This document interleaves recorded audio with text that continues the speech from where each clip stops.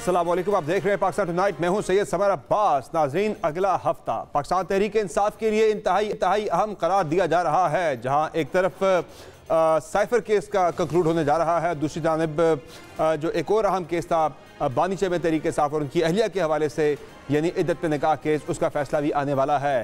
तहरीक इंसाफ पर उम्मीद है कि उनके बानीचे में अगले हफ्ते रिहा हो जाएंगे, लेकिन हुकूमत की तरफ से अब ये सरप्राइज सामने आया तहरीक इंसाफ के लिए। राना सनाउल्लाह का ये कहना है कि खान साहब रिहा नहीं होंगे, फिलहाल उन्हें जेल से बाहर आता हुआ नहीं देख रहे। वो अपना रवैया जो है उसको सियासी बनाए, क्योंकि पार्लियामानी जमहूरी सिस्टम में आप डायलॉग से इनकार करके आप सरवाइव ही नहीं कर सकते। अगर आप फिर सरवाइव करेंगे तो आप पूरे सिस्टम के लिए थ्रेट। तो ये बात होती है ना कि उधर उसे आंख मारी जाती है, वो अब आंख मारने वाली बात से आगे नहीं, ये खुद से कोई इशारा नहीं है। एक तरफ तो हुकूमत की पॉलिसी मजीद उसमें क्या क्या केसेस आ सकते हैं, लेकिन एक केस तो पंजाब हुकूमत ने तय कर लिया है कि वो खान साहब की तरफ से जो खतूत लिखे गए गैर मुल्की जरीदे को और साथ साथ जो बयानात दिए गए जेल के अंदर से 11 मरतबा ये हुकूमत पंजाब हुकूमत ने करार दिया है कि खान साहब की तरफ से कौमी सलामती के खिलाफ बयानात दिए गए हैं, इसलिए उनके खिलाफ एक नया मुकदमा कायम किया जा रहा है। मुकदमे की जो नोयत है, पटिशन जो होगी उसके अंदर क्या उसकी नोयत होगी, इसका फैसला अगले चंद दिनों में पंजाब का जो महकमा कानून है वो कर लेगा, डिसाइड कर लेगा इस हवाले से। बाकी अगर हम बात करें मुल्की सियासत में मज़ीद तलखी के हवाले से, तो वो तलखी फ़िलहाल बढ़ती नज़र आ रही है।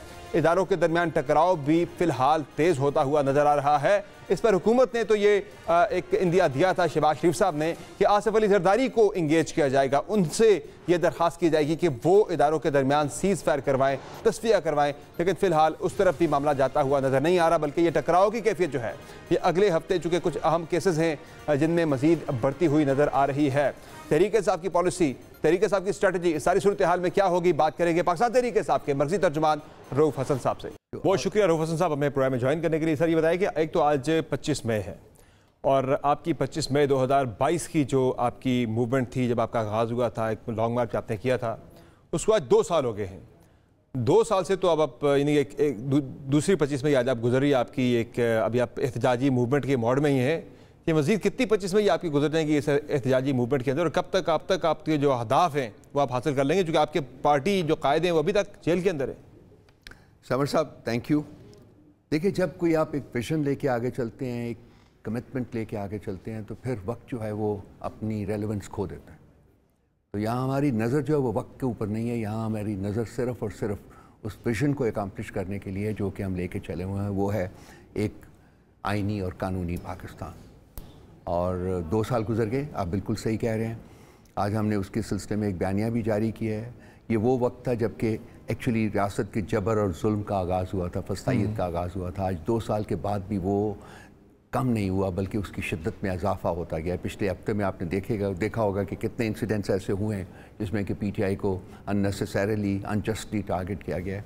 लेकिन हर नए जुल्म, हर नए जबर के साथ उन्होंने जो हमारा रिजॉल्व है वो बढ़ रहा है, हमारी पूरे फॉलोअर्स का रिजॉल्व बढ़ रहा है। और ये मैं कोई एग्जैजरेट नहीं कर रहा, ये एक हकीकत है। सो वक्त अपनी रेलेवेंस खो चुका हुआ है। जब आप कौमों की तकदीर बदलने निकलते हैं, जब आप रियासतों फिर भी सर एक टाइमलाइन होती है कि तब तक हम अपने अहदाफ हासिल कर ही लेंगे। कोई ऐसी टाइमलाइन है कि कितने साल, महीने, हफ्ते, क्या है आपके ज़हन में? मेरा ख्याल है कि हम अपनी जो स्ट्रगल है वो उसके आखिर तक पहुंचे हुए हैं। अच्छा, हम देख रहे हैं कि डिसाइसिव फेज में आपकी मूवमेंट आप कह रहे हैं दाखिल हो चुकी है। हम देख रहे हैं कि जो फ़र्द वाहिद की हुक्मरानी चाहते हैं इस रियासत में, वो कमज़ोर हो चुके हुए हैं, बहुत कमज़ोर हो चुके हुए हैं। और ये जो लास्ट हफ्ते 10-15 दिन की जो के एक्शंस हैं उनके, जो उन्होंने किया है, वो उनकी फ्रस्ट्रेशन को जाहिर करता है, नथिंग एल्स। मानते सर इसमें बेवकूफ़ाना काम जो है वो नॉर्मल स्टेट। सर अब मानते हैं कि इसमें आपसे भी बहुत सारी गलतियाँ हुई हैं। मैं अगर 2 साल पहले की बात करूँ 25 मई के, तो तब आपको इंतखाबात मिल रहे थे, उस वक्त आपकी मूवमेंट थी फॉर इलेक्शंस, वो आपको उस वक्त मिल रहे थे, लेकिन फिर खान साहब ने नहीं लिए कि हम इस्लामाबाद लॉन्ग मार्च कर लें, पहुँच जाए, फिर जो है वो इंतखाबात की तरफ चले जाएंगे, फिर वो ना मिल सके इंतखाबात। आपको एक वो मिस्टेक तो हुई थी उस वक्त। आपको किसने कहा है कि इंतखाबात मिल रहे थे? गवर्नमेंट आपको दे रही थी, इन्होंने प्रॉमिस किया और वो इन्होंने की है।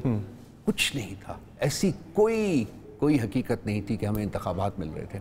इंतखाबात मिलने होते तो जब हमने डिसॉल्व किए खान साहब को कॉल आई थी जबकि 2 दिन के लिए मुलतवी कर दें लॉन्ग मार्च, कुछ बातचीत हो रही है इंतखाबात की उन चीज़ों को, उनमें कोई मुल्तान के जलसे के लिए कॉल आई थी कि 2 दिन डिले कर दें। सर वो कॉल वॉल की जो बातें हैं उनको छोड़ते हैं, उनमें कोई हकीकत नहीं थी। हाँ, मसला ये है कि जब आप मुझे कॉल आई है, कहा गया 2 दिन का रुक जाए, कानूनी रियासत जो है वो आप चलाना चाहते हैं। वज़ीर आज़म हाउस में कोई तकरीर उस वक्त तैयार हो गई थी, शहबाज शरीफ साहब की, जनाब वो तैयारी कर रहे थे जनाब के। आईनी और कानूनी रियासत अगर आप चलाना चाहते हैं तो इंतखाबात मुल्क में क्यों नहीं हुए, ये सवाल है। उस वक्त हो रहे थे ना सर, नहीं हो रहे थे। आपको नेशनल असेंबली में जो हमारी सीटें वकेट हुई उसके ऊपर इंतखाबात नहीं हुए। वो तो क्यों नहीं हुए? असेंबली डिसॉल्व करके आम इंतखाबात की तरफ जो आपका मुतालबा था उसमें जाना चाह रहे थे, क्या आप लॉन्ग मार्च मौखर कर जाते? लॉन्ग मार्च नहीं किया, इंतखाबात बात को आप फोकस रखें ना। हमने असेंबली से रिजाइन किया, वो बाई इलेक्शन होने चाहिए थे, नहीं हुए। क्यों नहीं हुए? उसके बाद हमने पंजाब को डिसॉल्व किया, बाई इलेक्शन 90 डेज में होने चाहिए थे, नहीं हुए। क्यों नहीं हुए? फिर केपी को डिसॉल्व किया, इलेक्शंस 90 डेज में होने चाहिए थे, नहीं हुए। क्यों नहीं हुए? नहीं, वो तो बिल्कुल इलेक्शंस कराने का इनका कोई प्लान ही नहीं था। हमें पता है, ये हकीकतें हैं, ये उसकी बेसिस के ऊपर हम आगे बढ़े। फिर उसके बाद जब ये जद्दोजहद शुरू हुई, फिर 9 मई करवा दिया गया, बहुत कुछ और करवा दिया गया जिसमें हमारा अमल दखल नहीं था। आज हम खड़े हैं यहाँ, फिर एक फ्रॉड इलेक्शन के बाद खड़े हैं, 2.5 महीने हो गए उस फ्रॉड इलेक्शन को भी, उसको ही रेक्टिफाई कर दें। देखिए, जब आप हुकूमतों को वो ऐसी कौन करेगा रेक्टिफाई? भाई जो बैठा हुआ प्राइम मिनिस्टर कहता है अपने आप को प्राइम मिनिस्टर, वो करे। जो काम नहीं, जिन्हें आप बेनिफिशियरी कहते हैं वो खुद ही अपनी नीचे से खींच देंगे पट्टा। बेनिफिशियरी क्यों है ये? आप आइन के मुताबिक ये एक जाली प्राइम मिनिस्टर है, ये फ्रॉड प्राइम मिनिस्टर। कौन इख्तियार छोड़ता है? तो ना छोड़े, वो अपना इख्तियार छोड़ लेंगे। वो तो अपनी जगह पे डटे हुए, भाई हमें ठीक मिला है, हमारे पास जैसा भी है हम उनको एक्सरसाइज कर लेंगे, वक्त आने के ऊपर एक्सरसाइज करेंगे। अच्छा सर, ये बताएं कि अगला हफ्ता बड़ा इंपॉर्टेंट है। खान साहब के बड़े इंपॉर्टेंट 2 केसेस हैं, तोशा खाना ये जो है साइफर केस है और इद्दत में निकाह केस। साइफर का क्रूड हो रहा है, इद्दत वाले का फैसला आने वाला है। इद्दत वाले का फैसला भी गालिब इम्कान ये है कि खान साहब के हक में आ जाएगा, और जो दूसरा है साइफर वाला 28 को कंक्लूड होगा। मुमकिन है फैसला महफूज भी होता है, हफ्ते के अंदर शायद वो भी आ जाएगा। लेकिन असल जो सवाल है यहाँ पे, भरी तो शायद खान साहब दोनों केसेस में हो जाएंगे, बाहर आना वो मेन मामला है। राना सनाउल्लाह साहब का मैं कल बयान सुन रहा था, वो ये कह रहे हैं कि फिलहाल खान साहब बाहर नहीं आ रहे। हम राना सनाउल्लाह साहब की बात का यकीन कर लें और करना पड़ेगा, बैठ जाएं। क्यों करना पड़ेगा? ये पड़ेगा, रियासत की पॉलिसी है। ये क्या चक्कर है? अगर रियासत क्रिमिनलाइज हो गई है तो फिर उसकी पॉलिसी को क्या ओबे करना चाहिए? मसला ये नहीं है कि खान साहब इन मुकदमात में बरी हो रहे हैं, वो तो होना ही होना था। मसला ये है कि ये मुकदमात कायम क्यों किए गए, फ्रॉडुलेंट मुकदमात कायम किए गए, क्यों किए गए? राना सनाउल्लाह साहब कहते हैं बाहर नहीं आते, और दूसरी तरफ बैठ के कहते हैं जी आइए मैं आपके पास आने को तैयार हूं। और यही जिस दिन ये स्टेटमेंट देते हैं, रात को अटैक कर देते हैं पीटीआई के हेड ऑफिस के ऊपर। उससे एक दिन पहले भी अटैक किया जबकि यूनाइटेड नेशंस का डेलीगेशन वहां बैठा हुआ था। वो आपकी मूवमेंट की तारीफ कर रहे हैं कि मूवमेंट आपकी ठीक, आपने ठीक चलाई है, लेकिन वो ये कह रहे हैं जिद की वजह से बाहर नहीं आएंगे। हाँ, जो उनकी तारीफ या क्रिटिसिज्म मैटर नहीं करता सर। ये लोग जो हैं ये टाउट्स हैं, ये सब टाउट्स इकट्ठे हुए हैं, टाउट्स का ग्रोह है जो इस वक्त मुल्क पर काबिज है। इनको निकालना है। ये आप सिर्फ सियासी लोगों की बात कर रहे हैं? वो हमारा मिशन है। सियासी लोगों की बात कर रहे हैं? आइन और जमहूर को बहाल करना है, ये हमारा मिशन है। सही, और कुछ नहीं है। इस मुल्क को बचाना है इन टाउट से। तो मुझे मेरा सवाल था कि खान साहब बाहर आ सकेंगे? इंशाअल्लाह ताला आएंगे, बहुत जल्दी आएंगे, आप देखेंगे आएंगे। राना साहब जैसे बंदों के ऊपर तैयारियां हो रही हैं, वहाँ तो तैयारियां हो रही। सिर्फ राना सनाउल्लाह की स्टेटमेंट नहीं है सर, वो एक तो वज़ीर-ए-आज़म के मुशीर है सियासी अमूर के लिए, दूसरा वो ये नहीं, it's not Rana Sanaullah, it's government who is speaking. और दूसरा गवर्नमेंट में कोई कॉन्स्टिट्यूशनल हैसियत ही नहीं है, जिस गवर्नमेंट की कोई लीगल बेसिस ही नहीं है। बैठे हुए एक गवर्नमेंट जो कि एक फ्रॉड इलेक्शन माने ना माने, लेकिन आज वो गवर्नमेंट के तौर पे बैठे हुए मानते। इंटरनेशनली उन्हें दुनिया मान रही है, एक्नॉलेज कर रही है, वो विजिट्स कर रहे हैं, आ रहे हैं, जा रहे हैं, हर जगह उनके सिस्टम चल रहा है। हम नहीं मानते किसी फ्रॉड हुकूमत को, हम नहीं मानते, नहीं मानेंगे।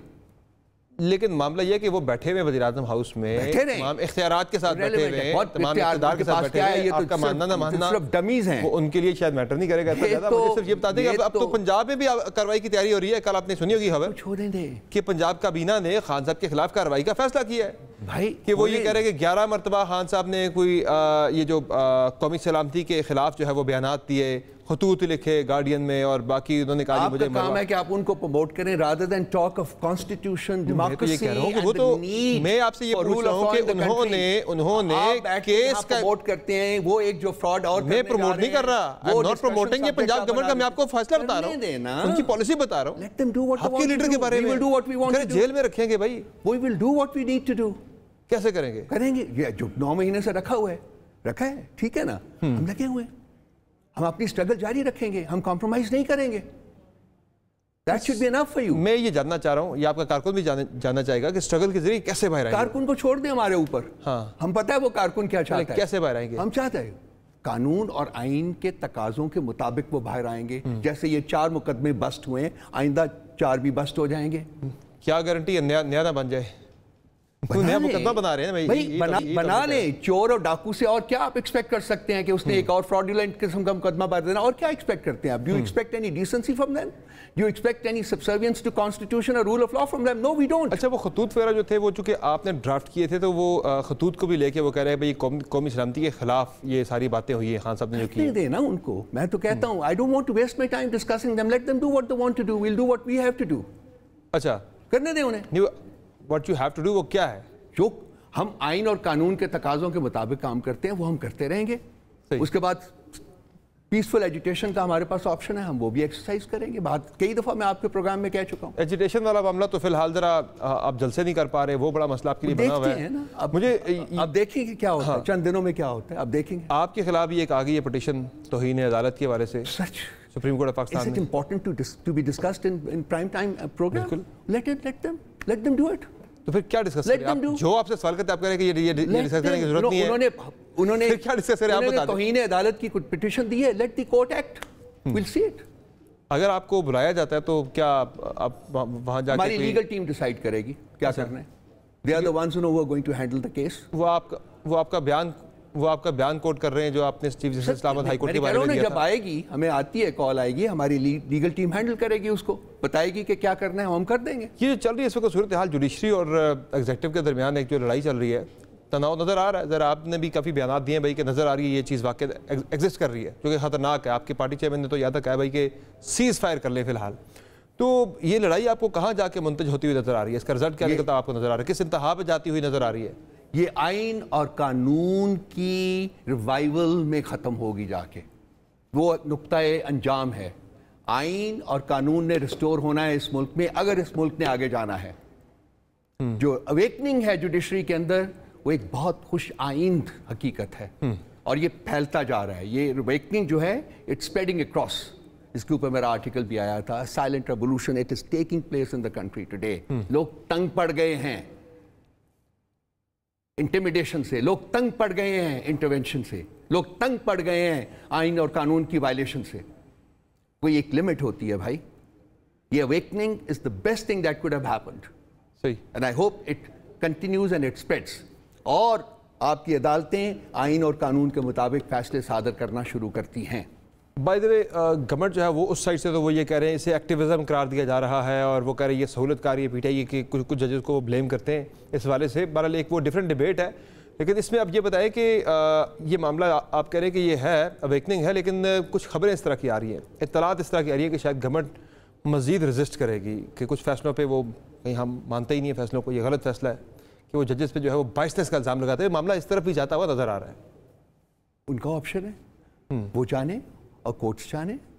अगर वो आप नहीं एग्री करेंगे फैसलों से, जैसा कि आप कह रहे हैं, मुझे कह रहे हैं जो आपकी सोर्सेज हैं, मेरी सोर्सेज तो ये नहीं कहती, लेकिन अगर आपकी सोर्सेज ठीक हैं तो फिर वो एक कानूनी उसका रास्ता है, जाके अदालत को कहें कि हम आपका फैसला नहीं मानते। फिर अदालत के पास अपना जो आइनी हकूक, उनके पास पावर्स हैं, वो उनको एक्सरसाइज करती है या कुछ और करती है। That is entirely up to the courts of law. ये बताएं मुझे कि आज आपकी तहरीक तो चल रही है, केपी में हमने देखा है कि पेशावर में एक ग्रिड स्टेशन के ऊपर जाके अटैक हुआ। रहमान बाबा ग्रिड स्टेशन के ऊपर आपके पाकिस्तान तहरीक इंसाफ के फजल इलाही जो एमपीए हैं, उन्होंने जाके ग्रिड स्टेशन पे कब्जा कर लिया जाके। गवर्नमेंट तो वैसे भी इस तरह के मौके के इंतजार में कि बस ज़रा सा ये को मौका दें, इनको जो है वो धर लिया जाए। तो आपके सीएम जो कि मुसलसल ये बात कहते आ रहे हैं भाई कि हम ग्रिड स्टेशन पे अटैक करेंगे, कब्जा हासिल कर लेंगे, बंद कर देंगे, ऑन कर देंगे। जाके उन्होंने आज सुबह से अटैक किया, इनकलाब की बात नारे लगे जाके। तो ये तो केपी में तो मामला किसी और तरफ जा रहा है, लॉलेसनेस नहीं है ये, आप जाके गृह स्टेशन पे कब्जा करने जाके। देखिए, जब वफाक एक सूबे को स्ट्रेंगुलेट करने की कोशिश करेगा, जब वफाक एक सूबे के हकूक डिनाई करेगा, जब वफाक एक सूबे के अवाम को पनिश करने की कोशिश करेगा कि उन्होंने पीटीआई को वोट दिया है, तो फिर ऐसे वाकयात हो सकते हैं।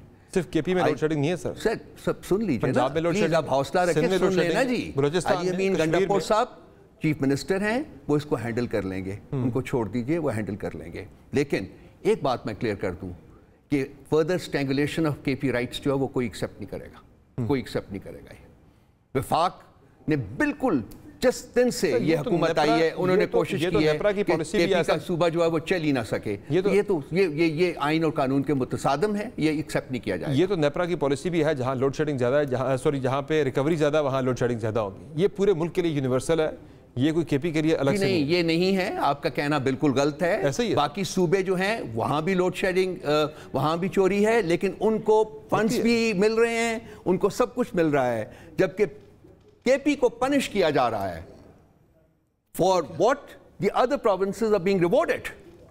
ये हकीकत है, मैं स्टेट कर रहा हूं। ये डाइकोटोमस पॉलिसी है, सिंध के अंदर भी है, बलूचिस्तान के अंदर भी हो रही है, कश्मीर के अंदर भी हो रही है। पॉलिसी है जिसमें कि केपी को पनिश कर रही है, कोशिश कर रही है पनिश करने की वफाक। ये केपी की हुकूमत कबूल नहीं करेगी, केपी के अवाम भी कबूल नहीं करेंगे। ये जो आपके सीएम कह रहे हैं हम कब्जा कर लेंगे, बटन हमारे पास है, ये फिर ये महीना पहले थी स्टेटमेंट, हम अभी पहले भी डिस्कस कर, फिर उन्होंने कहा कि भाई हम बटन हमारे पास है। आप पुरानी स्टेटमेंट्स जो है वो कल कहा, फिर उन्होंने बटन हमारे पास है, हमें बटन है, 15 दिन के अंदर उन्होंने कहा आपको पता लग जाएगा बटन मेरे पास है। हम किसी किस्म की नाइंसाफी कबूल नहीं करेंगे। He will be within his constitutional right to act, the Chief Minister of the KP province. He will be within his constitutional right to act, to defend, to secure the interests of his people. वफाक को सोचना चाहिए, grid station पे कब्जा करना पड़ जाए, चाहे जाके किसी और पावर हाउस पे कब्जा करना पड़ जाए, ये उसका तरीका है। आप तो एक एडवोकेट के तौर के ऊपर इस वक्त गुफ्तगू करते हुए नजर आ रहे हैं, एंकर नहीं लग रहे हैं, सवाल नहीं लग रहे हैं, सवाल कर रहे हैं, लेकिन आप जरा ऑब्जेक्टिव स्टेटमेंट आपके बंदे, आपके एमपीए ने जाके ग्रिड स्टेशन पे अटैक कर दिया, जाके बंदे लेके घुस गया वहां पे। बहुत कुछ होता है जब सिचुएशन इस तरह की होती है, उसको गवर्नमेंट हैंडल कर लेगी। Leave it to the government, there is a government in KP. आपके सीएम ने इस्ताल दिलाया ना, there is a government in KP, एक चीज शुरू हुई, there is a government, legal government, the only legal government of Pakistan in KP. Let them handle it. ये कुछ हो रहा है, let the government handle it. Lawlessness नहीं है क्या? No it is not, let them handle it. चलें handle देखते कैसे करते हैं। वो तो खुद कह रहे हैं सीएम साहब कि मैंने भी जाके कब्जा करना है। आप पे जो सर अटैक हुआ उसकी क्या पेशरफ्त है? पुलिस ने आपको बताया भाई कि पेशरफ्त से आगाह किया? कोई पेशरफ्त नहीं है जी, मुझे नहीं पता। मैं आपके सामने इस वक्त बैठा हूं, अभी तक कोई पेशरफ्त नहीं है।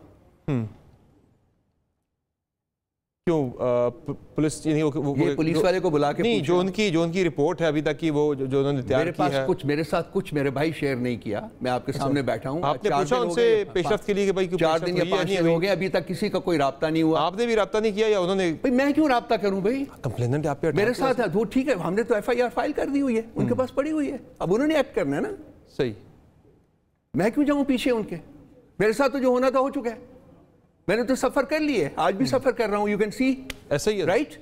सो you want me to go chase them, back them? Police को बंदा फॉलो तो करता है। क्यों? मुद्दई जो फॉलो करता है, गॉडडैम रिस्पांसिबिलिटी।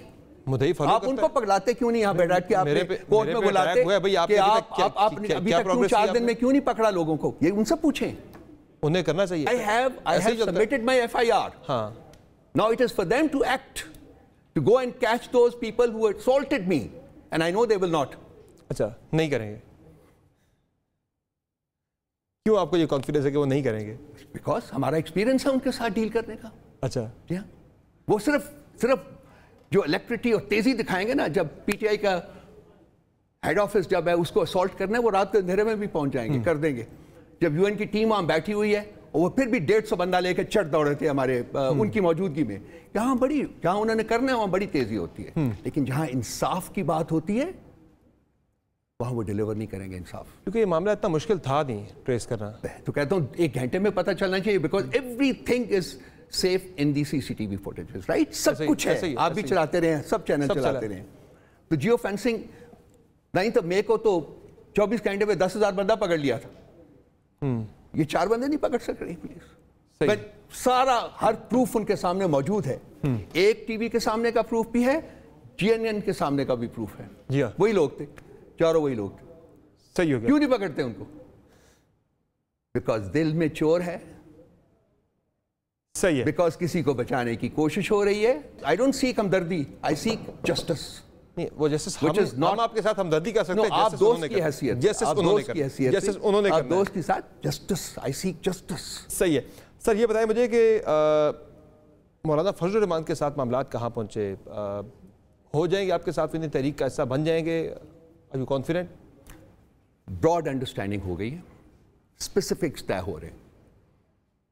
दूसरा पार्ट आपका सवाल का, इंशाअल्लाह ताला हमारी तारीख का हिस्सा होंगे अनकरीब। अगला आपका जो भी जलसा होगा मौलाना स्टेज शेयर करेंगे मैं अगला जलसे की बात नहीं कर रहा, अनकरीब का लफ्ज़ मैंने इस्तेमाल किया है। जब तक स्पेसिफिक्स तय होंगे बैठ जाएंगे। वो 2 दिन लगे, 2 हफ्ते मौलाना लगे। फजल रहमान को गारंटीज मांग रहे हैं कि खान साहब वीटो कर देते हैं पीटीआई में फैसले तमाम। वो कह रहे हैं कि मैं स्पेसिफिक्स कल की जब को- बात की है तो उनके कोई कंसर्न्स अगर हैं, इसी तरह से हमारे कंसर्न्स हैं, तो उनको एड्रेस कर रहे हैं। वो स्पेसिफिक्स तय कर रहे हैं, मैकेनिज्म तय जब हो हो जाएगा। जाती बातचीत तो उनकी मुलाकात भी कोई खान साहब के साथ हो सकती है।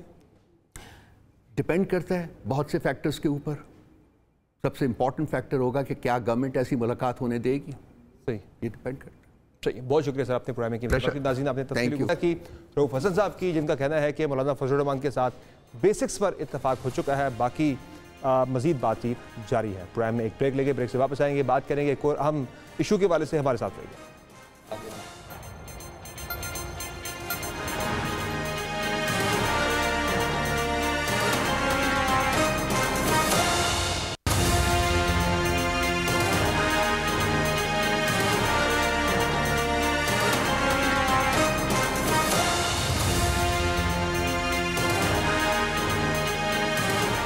वेलकम बैक नाज़रीन। जिस तरह ब्रेक से पहले हमने बात की थी, अगला हफ्ता बड़ा इंपॉर्टेंट है जिसमें तहरीक इंसाफ के बानी चेयरमैन इमरान खान के दो अहम केसेस, जिसमें अब वो पाबंद सलासल हैं, दोनों के फैसले मुतवक्का हैं। इसके बाद क्या उनकी रिहाई हो सकेगी? हुकूमत की जो इस वक्त सोच है वो तो ये बड़ी क्लियरली रिफ्लेक्ट कर रही है कि अगर केसेस का फैसला खान साहब के हक में आ भी जाता है, रिहाई शायद मुश्किल हो। राना सावला भी इस बारे से बात कर चुके हैं कि उनका बाहर आना मुश्किल है, और पंजाब हुकूमत ने भी एक नया केस बनाने का फैसला कर लिया है। इसी पर बात करेंगे मुस्लिम लीग नून के सीनियर रहनुमा खुर्रम दस्तगीर खान साहब से। सर बहुत शुक्रिया आपने प्राइम कीमती वक्त। पहले तो ये बताएं कि तहरीक इंसाफ के बानी चेयरमैन के अगले हफ्ते 2 इंपॉर्टेंट केसेस जो हैं वो डिसाइड होने वाले हैं। एक तो जो उनका साइफर केस है उसका जो है 28 को कंक्लूड होने वाला है। फिर 29 को जो इद्दत में निकाह केस है उसका फैसला भी आ रहा है। तो क्या पॉलिसी होगी हुकूमत की? क्या अगर उनके हक पे फैसला आ जाता है, जिसका काफ़ी इम्कान जाहिर किया जा भी रहा है, रिहाई होगी उनकी, या हुकूमत की पॉलिसी मुख्तलिफ है, उन्हें जेल में ही रखा जाएगा? जी, पहले तो ये फैसला तो अदालत ने करना है कि कवी है कि नहीफ है। ये तो अदालत के सामने जब केस आएगा सारा, आप उसके फाइनल स्टेजेस हैं उनकी अपील्स की। लेकिन वो अदालत के हुक्म पर जेल में है और अदालत हुक्म देगी, तो जो अदालत का हुक्म होगा उस पर हम अमल दरामद करेंगे। उसके अलावा अगर कोई कानूनी मामलात होंगे तो वो सबके सामने आ जाएंगे। वैसे इम्कान तो सर आ रहा है उनकी रिहाई का, उनके हक पे फैसला आने का। रिहाई जो है वो गवर्नमेंट पे डिपेंड करती है, वो नहीं करती है नहीं करती। MPO और सोतरा के तरीके को पंजाब में भी केस बन रहा है। राना सावला साहब तो कह रहे हैं भाई उनका बाहर आना मुश्किल है। जी देखिए, राणा साहब की अपनी बड़ी मुसद्दका राय है, वो साबिक वजीर दाखिला रहे हैं। लेकिन इस सारे मामले में जो अदलिया का किरदार है वो अब हम सबके सामने है। उस पे सवालात भी हैं, खदशात भी हैं। कुछ क्वार्टर्स की तरफ से बहुत उनकी सपोर्ट भी है। वो एक दिन जो हैं वो तहरीक इंसाफ वाले वो सबसे बड़ा टाउट कहते हैं इस्लामाबाद हाई कोर्ट के चीफ जस्टिस को, अगले दिन वो कहते हैं जी हम बिल्कुल उनके साथ खड़े हैं। तो लिहाजा ये जो सियासी इस्तेमाल है अदालत के फैसलों का, ये तो जारी रहेगा। लेकिन हमारी यही तवक्को है कि अदालत सियासी ऐनक उतार कर इन केसेस का मेरिट पर फैसला करेगी। जो अपीलें उनके सामने फैसले तो हो चुके हैं। सर ऐनक आपको आज ही नजर आ रही है? जब उनके खिलाफ सजाएं आ रही थी, एक के बाद एक केस में सजा सुनाई जा रही थी, लंबे लंबे ट्रायल करके 14-14 घंटे की समाअत करके, तब कोई ऐनक नहीं थी क्या इलेक्शन से पहले? जी तो यही सवाल है जी कि अगर अदलिया के ऊपर हमारे तरफ से या आप जैसे जो बालिग नजर ऑब्जर्वर्स हैं, अगर ऐनक का सवाल रहेगा तो फिर अदालतों का जो रोल है उस पर एतराज भी होगा, उस पर मुख्तलिफ किस्म की कंट्रोवर्सीज भी बनेंगी। तो लिहाजा अब ये तो नहीं हो सकता कि एक वक्त ऐनक नहीं थी और आज है, और कल अगर थी तो आज नहीं है। ये तो अदालतों ने ही फैसला करना है कि उन्होंने अपना वकार जो है और अपनी क्रेडिबिलिटी किस तरह कायम रखनी है। अभी तो उस क्रेडिबिलिटी पर भी बहुत सारे सर आपकी क्या राय है, उन्हें बाहर आना चाहिए, ये बेहतर है इस्तेकाम के लिए, पाकिस्तान के मुतबा के सियासी इस्तेकाम आए? देखिए यही तो बात है, हम इसके ऊपर अपनी कोई सियासी और हुकूमती राय नहीं दे सकते। ये फैसला बिल आखिर पाकिस्तान की अदालतें जो है उन्होंने ही करना है। उनके जो भी फैसले होंगे उसके लिए हम तैयार हैं। अगर वो रिहाई का फैसला करते हैं तब भी, अगर वो अपीलें मुस्तरद करते हैं तब भी, लेकिन जो सियासत है उसने तो आगे चलना है। और आज की सूरत हाल अल्हम्दुलिल्लाह 3 महीने या 4 महीने पहले से फर्क है। मुल्क में अब वाज़े तौर पर आवाम को महसूस हो रहा है कि महंगाई में कमी आ रही है, स्टॉक मार्केट स्टेबलाइज है, फॉरेन एक्सचेंज रिजर्व्स अल्हम्दुलिल्लाह एक माकूल सतह पर आ गए हैं और हमें अब इन्वेस्टमेंट्स की भी बड़ी सॉलिड कमिटमेंट्स मिल रही हैं। तो मुल्क में इस्तेहकाम आ रहा है और यही हम सबकी कोशिश है तो बजट के बाद पता लगेगा मुआशी इस्तेहकाम आए, उसके बाद सियासी इस्तेहकाम आए। अगर यहाँ शोरिश ही रहेगी, इंतशार ही रहेगा, तो फिर मुआशी इस्तेहकाम और अवाम की जो रिलीफ देना है वो मजीद दूर हो। तो सर अगर इस्तेहकाम ही जरूरी है फिर तो रिहा होने दें। ये कल जो पंजाब काबीना ने फैसला किया है उनके खिलाफ मजीद केसेस बनाने का, ये जो कहा जा रहा है कि जेल से उन्होंने जो बयानात दिए हैं वो कौमी सलामती के जो है वो खिलाफ बनते हैं, कुछ 11 के करीब उनके बयानात की बात हो रही है, उनके खतूत का हवाला दिया जा रहा है। तो ये जो कार्रवाई है पंजाब हुकूमत करने जा रही है, इसका मतलब तो ये है कि भाई जेल में रखना ही आपका मकसूद है, नहीं जेल में ही रखना है उन्हें? नहीं, या तो हम इस पर बहस करें ना जो इंशाल्लाह अदालत में होगी कि क्या उन्होंने कानून तोड़ा है या नहीं तोड़ा, ये सवाल। उसकी जो सियासी सवालात हैं उस पर तो एक ना खत्म होने वाली बहस है। तो अगर पंजाब हुकूमत ये समझती है कि उन्होंने कानून तोड़ा है और तो वो बिल्कुल हक बजानिब है कि वो उसके केसेस, उन पर केसेस बनाए। और वो खुद भी बानी चेयरमैन जो हैं वो बतौर वज़ीर आज़म दर्जनों दफा ऑन रिकॉर्ड हैं कि जो लोग जेल में बंद हों उन्हें तो किसी बयान देने की इजाजत नहीं होनी चाहिए। उन्हें किसी भी तरह जो है वो कोई हकूक हासिल नहीं है मीडिया पर आने के। तो अगर वो कानून का नहीं तो अपने कहे का ही पास कर लें। सर सब ठीक हो रही है तो फिर ये जो पंजाब में हत्या इज्जत का कानून आप लेकर आए, लगता है कि सब ठीक नहीं है, आप लोग तनकीद से बड़े खौफजदा हैं। और बतौर साफ़ी मेरी भी हाँ यही है कि पाकिस्तान में हत्या इज्जत के हवाले से कवानीन मजबूत होने चाहिए, फेक न्यूज़ के खिलाफ जो है वो काम होना चाहिए, लेकिन उसकी आड़ में जो है ये बिल्कुल ही जो है स्ट्रैंगुलेट कर देना आज़ादी इज़हार राय को, वो भी तो ठीक नहीं है। जो शिकें हमने देखी हैं हत्या इज्जत के कानून की, वो जज भी आप लगाएंगे और उसका टेन्योर भी जो है वो फिक्स नहीं है, वो तो हुकूमत की मर्जी के ताबे काम करेगा। तो फिर तो वो वही करेगा जो गवर्नमेंट चाहेगी। गवर्नर पंजाब ने भी इवन उस पर एतराज़ कर दिया है कानून के ऊपर आपके। जी देखिए, हमें इस पे वजाहत होनी चाहिए कि ये कानून तनकीद को रोकने के लिए नहीं, पाकिस्तान के शहरियों की पगड़ियां उछालने को रोकने के लिए बनाया गया है। ये हम सबके खिलाफ जो कभी प्रोपेगेंडा होता है, तनकीद अपनी जगह पर है, वो रहेगी, रहनी चाहिए, वो इजहार राय की आज़ादी है। लेकिन सहाफ़ियों की फौहश तस्वीरें बनाकर उन पर सर लगाकर सोशल मीडिया पर डालना तनकीद नहीं है। जब उनका जी चाहे वो किसी चीफ जस्टिस को टाउट कह दें, ये तनकीद नहीं है। वो ये कह दें कि पाकिस्तान के चीफ जस्टिस जो हैं वो इंसाफ के तोड़ने के अंदर शामिल हैं, ये तनकीद नहीं है।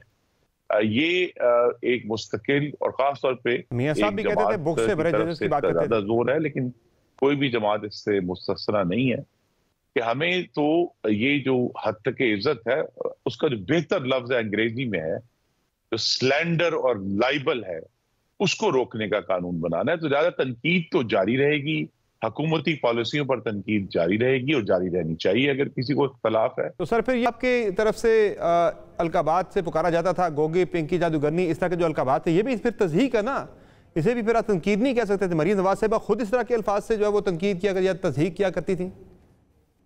जी, तो वो भी उतनी ही जो कानून बनेगा उतनी ही वो उसके ताबे होंगी जितना मैं और आप ताबे हैं।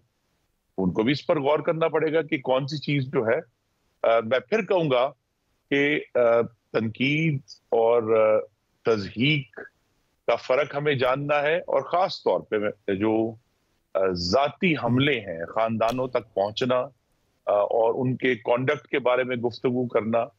मैं सिर्फ एक एग्जांपल दूंगा कि काजी फायजी साहब पर जो रेफरेंस हुआ, उसके बाद उनके पूरे खानदान को जिस तरह मीडिया, जिस पर हम आज भी बात कर रहे हैं, मीडिया का पूरा इस्तेमाल किया उनके खानदान को रगेदने के लिए, उनके खानदान की इज्जत नीलाम करने के लिए, और बाद में वो सब कुछ गलत साबित हुआ। अब इसका क्या इलाज है? वो सर मीडिया ने किया था, वो रियासत की तरफ से उनके खिलाफ रेफरेंस आया था, रियासत की लड़ाई थी। मीडिया ने तो जो चीजें सामने आई थी वो रिपोर्ट की, एज इट इज मीडिया ने कोई कैंपेन रन नहीं की थी उनके खिलाफ।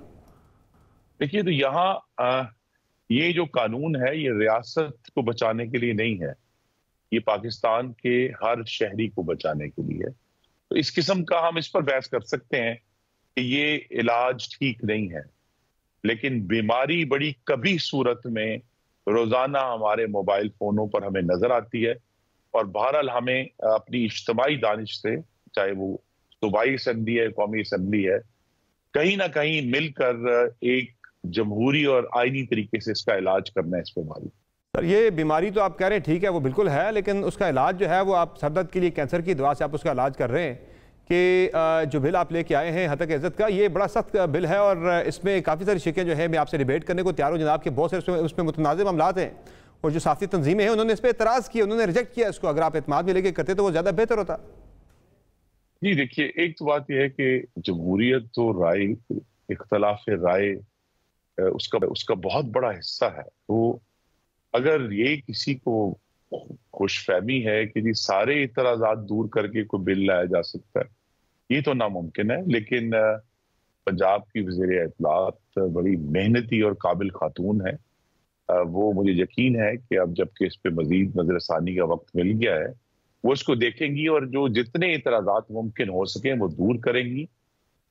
जो दूसरी तलख और संगलाख हकीकत ये है, अगरचे कवानीन मौजूद हैं, लेकिन बीमारी कम होने की बजाय बढ़ रही है। तो कहीं ना कहीं हम सबको मिलकर, खास तौर पे हमारे जो मुंतखब नुमाइंदे हैं, उन्हें इस पर बैठकर सोचना है, क्योंकि जमहूरियत का एक और जो परतो है जिस पर हम कम ध्यान देते हैं, कि अगर सच और झूठ का फर्क खत्म हो जाएगा तो जमहूरियत खतरे में आ जाएगी, और खतरे में है, और सिर्फ पाकिस्तान में नहीं पूरी दुनिया में। जमहूरियत को खतरा तनकीद की वजह से नहीं है, जमहूरियत को खतरा जमहूरी कुव्वतें, पर्टिकुलरली जो सियासी जमातें जो सबसे अहम स्टेक होल्डर्स हैं, उनकी आवाज से खतरा है। सर जिस शख्स ने जमहूरी मैदान में कदम रखना है, उसको ये एहसास होना चाहिए कि तनकीद तो उस हवा की तरह जिसमें उसे सांस लेना, तनकीद इशू नहीं है, झूठ, लाइबल और स्लैंडर इशू है, और उसका अभी हाल आपकी नजर में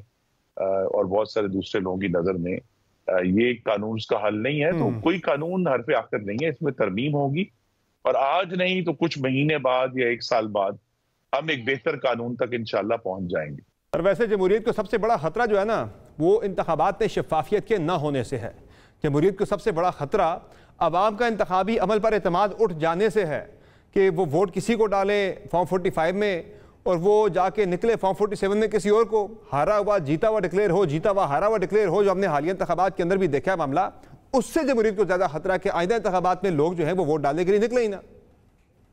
ये सबर साहब, आपकी राय हो सकती है, आपकी राय भी मुकद्दम है, आप भी इसके शाहिद है, लेकिन इंतखाबात के बारे में जब तक इलेक्शन ट्राइब्यूनल्स की तरफ से कोई हतमी राय नहीं हो जाती, ये हम सब की राय ही रहेगी, उसको अभी सच का दर्जा देना अभी दूर है। सर वो तो जाके कहीं 5 साल बाद ही जाके कहीं ट्राइब्यूनल ने फैसले देने जाके। सर मुझे ये बताएं कि मियां नवाज शरीफ साहब अब मुस्लिम लीग नून के प्रेसिडेंट बनने जा रहे हैं 28 तारीख को, तो क्या वो एक सबसे सीनियर सियासतदान होने की हैसियत से अपने कंटेम्प्रेरी सारों में सबसे सीनियर हैं, सबसे पुराने हैं वो, तो तजुर्बा भी उनका ज़्यादा है, तो क्या वो मुल्क में सियासी इस्तेकाम लाने के लिए सारी सियासी जमहूरियत कुव्वतों को इकट्ठा बिठाने की कोशिश करेंगे, ऐसा ऐलान करेंगे, यानी बानी चेयरमैन तरीके साहब जो है उन्हें वो मुज़ाकरात की कोई दावत देने लगे, ऐसा कुछ मुतवक्का है?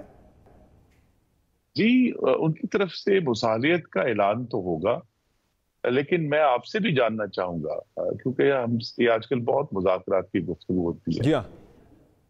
कि मुज़ाकरात की बुनियाद क्या होगी। क्या मुज़ाकरात सौदा होना है इमरान खान की रिहाई का? अगर तो ये सौदा करना है तो हम इस सौदे में शामिल नहीं होंगे। अगर मुज़ाकरात होने हैं मीसाक जमहूरियत की किसी नई शक्ल पर जिस पर हम पाकिस्तान की जमहूरियत को तक़वियत दे सकें, हम तैयार हैं। अगर मुज़ाकरात होने हैं अवाम के मसाइल हल करने पे, महंगाई पर, दहशतगर्दी पर, नया रोजगार पैदा करने पर, पाकिस्तान में वफाक और सूबों के ताल्लुकात बेहतर करने पर, हम हर वक्त तैयार हैं। लेकिन एक शख्स की जेल में होने या ना होने पर सौदा नहीं होगा। तहरीक इंसाफ ये कहती है कि आप जो हमारे सियासी कैदी हैं, यानी जो सियासी इंतकाम आप ले रहे हैं, वो कह रहे हैं कि उन लोगों को आप रिहा करें। और दूसरा वो ये कह रहे हैं कि इंतखाबात के हवाले से जो तहरीक इंसाफ के एतराज़ात इंतखाबात का आप ऑडिट करवाएं, कोई जुडिशल कमीशन दिशा बना दें, तो तब जाके वो कह रहे बातचीत हो सकती है। इसका मतलब है जो आपकी गुफ्तगू से ये लग रहा है जनाब के मुज़ाकरात का चैप्टर फिलहाल क्लोज ही समझा जाए।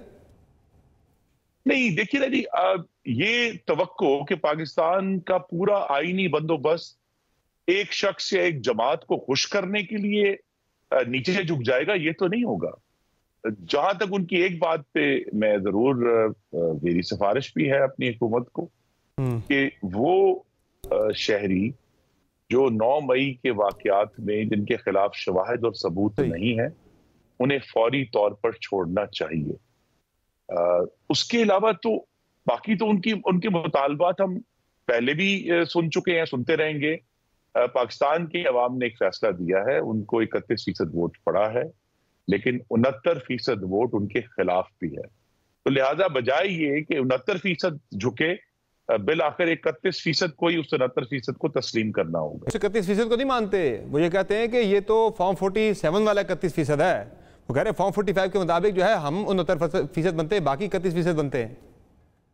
पर साहब, एक ना खत्म होने वाली बहस है जो आपके इलेक्शन को अनकरीब 4 महीने हो जाएंगे, उनकी गर्दान तो जारी रहेगी। मसलन पिछले मैं तो उसका ऐनी शाहिद हूं, 2013 के बाद भी ऐसी गर्दान शुरू हुई, धरना हुआ, अदालत में गए, अदालत ने उनको रद्द किया। उस वक्त फॉर्म 14 के ये वैगने भर भर के सबूत लाए थे, वो सब रद्दी हुए। क्या इनकी गर्दान बंद हो गई? नहीं, इन्होंने 1.25 साल के बाद फिर इस्लामाबाद पर हमला कर दिया। तो लिहाजा मैं फिर कहूंगा कि एक फाशिस्ट जमात को खुश करने के लिए पाकिस्तान का तमाम आईनी बंदोबस्त तोड़ा मरोड़ा नहीं जा सकता। अच्छा सर, आप मुझे ये बताएं कि इदारों में इस वक्त हम जो महाजराई देख रहे हैं वो बढ़ती जा रही है। इस वक्त आप देखिए कि जुडिशरी और जो एग्जेक्टिव है उसके दरमियान एक महाजराई चल रही है, जुडिशरी की इस्टेब्लिशमेंट के साथ महाजराई चल रही है, और फिर PTI की इस्टेब्लिशमेंट के साथ चल रही है महाजराई। मुख्तलिफ इदारे एक दूसरे के साथ जो है वो महाजराई की कैफियत में हैं। वो जो शहबाज शरीफ साहब की तरफ से एक तजवीज़ आई थी जनाब की आसिफ अली ज़रदारी साहब को, सदर साहब को जो है वो इंगेज करेंगे इस मामले पर, उन्हें एडवाइस भेजेंगे कि वो महाजराई को ख़त्म करने के लिए सालिसी करवाएं, अपना किरदार अदा करें। है ऐसा कोई प्लान ज़रा और ऐसा करने जा रहे हैं? जी देखिए, हमारे पास एक जो जिस पे मैं भी कुछ फिक्रमंद हूँ, हम सबके पास इलाज हैं बहुत सारे, लेकिन तशखीस नहीं है। हम ये कहते हैं जी तनाव इदारों में, किस चीज पर तनाव है?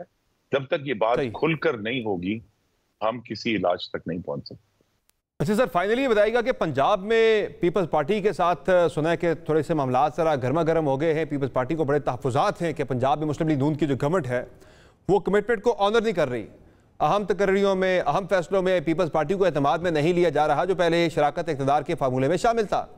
तो इस पे बताएं कि वाक़तन कोई मामला ख़राब हो गए पंजाब के अंदर और आप उन्हें लूप में नहीं ले रहे? नहीं, बिल्कुल भी नहीं।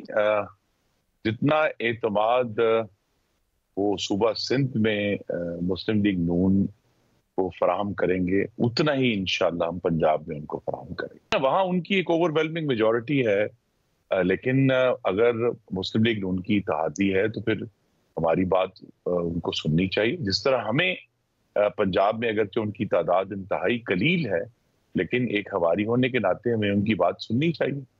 तो जहां जहां भी एक दूसरे का, अगर हम एक दूसरे के एला होने के नाते एक दूसरे का एहतराम करते हुए, सिर्फ एक सूबे में तो अंडरस्टैंडिंग नहीं हो सकती ना, फिर हर सूबे में अंडरस्टैंडिंग होगी। बहुत शुक्रिया खुर्रम दस्तगीर साहब, हमें प्रोग्राम में अपना कीमती वक्त देने के लिए। नाज़रीन, आपने गुफ्तगू सुनी मुस्लिम लीग नून के सीनियर रहनुमा खुर्रम दस्तगीर खान साहब की, जिनकी गुफ्तगू का खुलासा ये जनाब के एक तो खान साहब के जेल से बाहर आने के हवाले से जो है चीज़ें क्लियर नहीं है। गवर्नमेंट की मर्जी फ़िलहाल यही है कि वो जेल के अंदर ही रहें। अगर अदालत उन्हें रिहा भी कर देती है दोनों केसेस के अंदर, और दूसरा जो मुल्क में इस्तेहकाम लाने के वाले से गवर्नमेंट का भी अब वही एक जो है स्ट्रेटजी है ये जनाब के पहले जो बात होती है और फ़ाम में जनाब के पहले सियासी इस्तेहकाम लाया जाए मुल्क में, फिर मुआशी इस्तेहकाम लाया जाए। अब ये कह रहे हैं जनाब कि मुआशी इस्तेहकाम पहले आएगा, उसके बाद ऑटोमेटिकली सियासी इस्तेहकाम मुल्क में आ जाएगा। प्राइम में एक मुख्तसर ब्रेक लेंगे, ब्रेक से वापस आएंगे, बात करेंगे पाकिस्तान ने T20 वर्ल्ड कप के लिए अपना स्क्वाड 15 रुकनी अनाउंस कर दिया है। बाबर आजम कप्तान की सरबराही में जो स्क्वाड हमने अनाउंस किया है वो कितना बैलेंस है, हमारा मिडिल ऑर्डर कैसा है, हमारी बॉलिंग स्ट्रेंथ कैसी है, बात करेंगे ब्रेक के बाद कमरान अकमल साहब से। हमारे साथ रहेगा।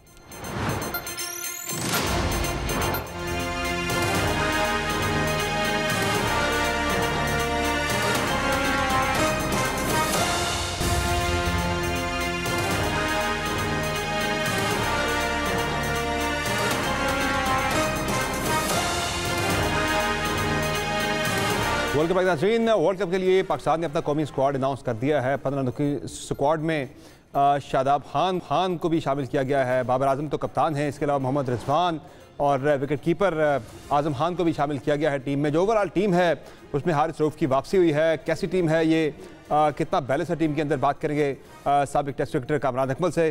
कामरान अकमल साहब, बहुत शुक्रिया आपने ज्वाइन किया। ये बताएं कि कैसे आपको स्क्वाड जो कि हमने वर्ल्ड कप के लिए अनाउंस किया है 15 की स्क्वाड?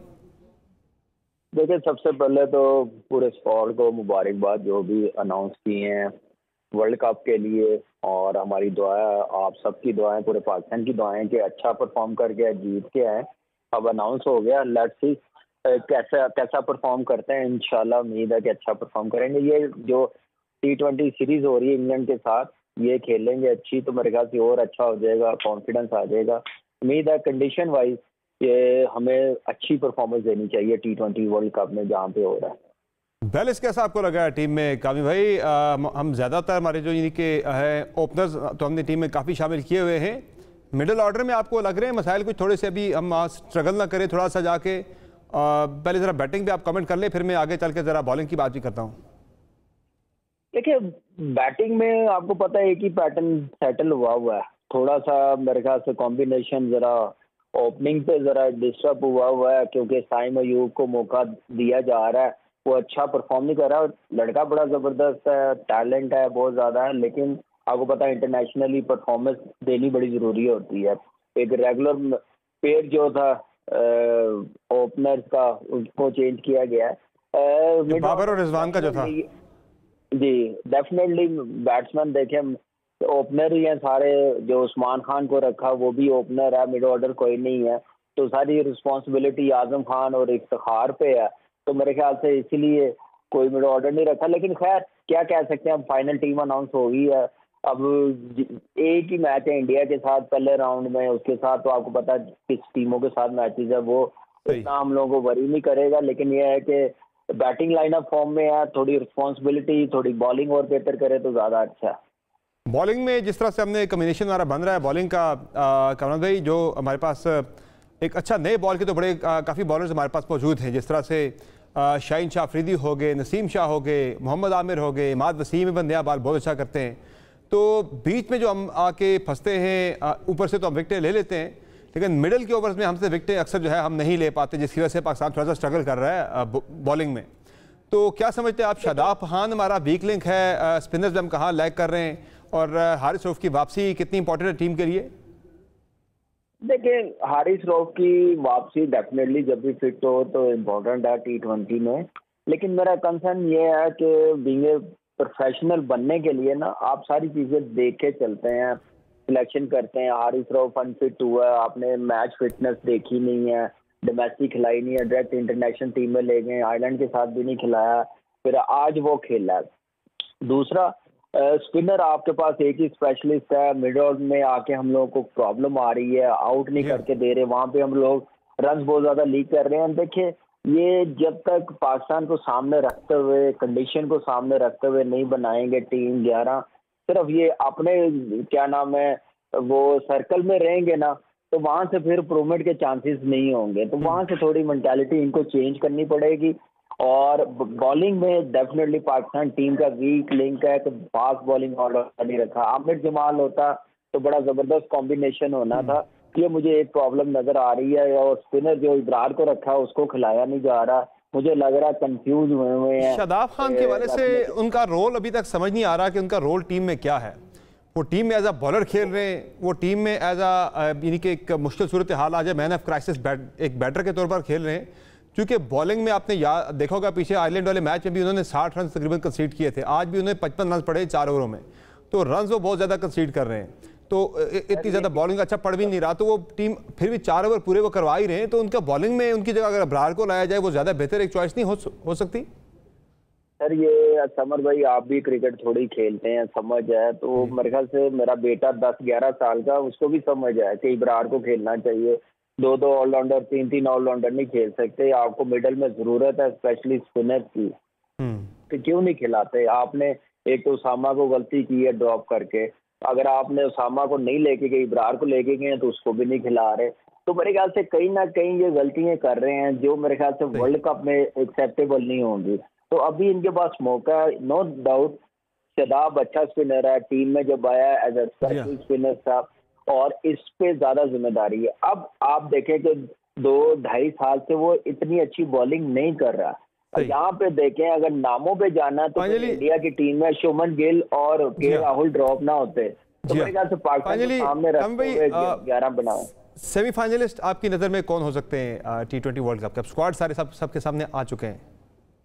देखिए सेमीफाइनलिस्ट देंगे पाकिस्तानी, तो मैं फिलहाल अपनी टीम को ही बोलूंगा जैसी कंडीशन है। पाकिस्तान के अलावा बाकी 3 टीमें अभी टू अर्ली है कुछ कहना, जब टूर्नामेंट स्टार्ट हो जाएगा करीब आके फिर मैं बता सकूंगा। सही है, फिर जाके पिक्चर सामने बहुत शुक्रिया कमरान भाई, आपने अपना कीमती वक्त दिया प्रोग्राम में। शो में इतना ही, इजाजत दीजिए, अल्लाह हाफिज।